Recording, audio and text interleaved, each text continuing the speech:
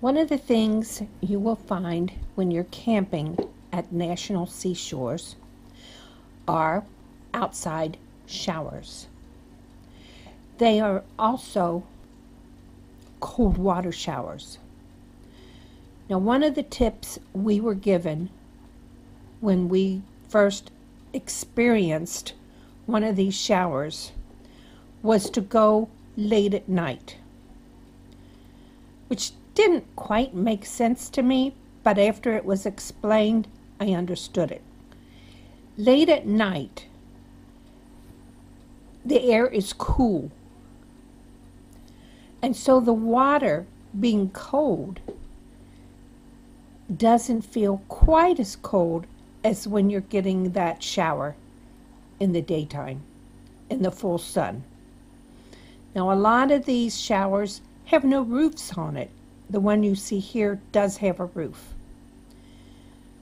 And the showers are basically just a room for you to hang up your towel. I wouldn't take my clothes with me there because the other floors are wet. There's no place to sit down. Just take your towel, dry yourself off, wear your bathing suit, and then the towel around that to walk back to your campsite and change your clothes there. Now, the reason you may want to take that shower is after you've been out on the sand and in the air, your body is kind of salty. And you just are hot and sweaty and you don't feel good. Even a cold water shower makes you feel wonderful.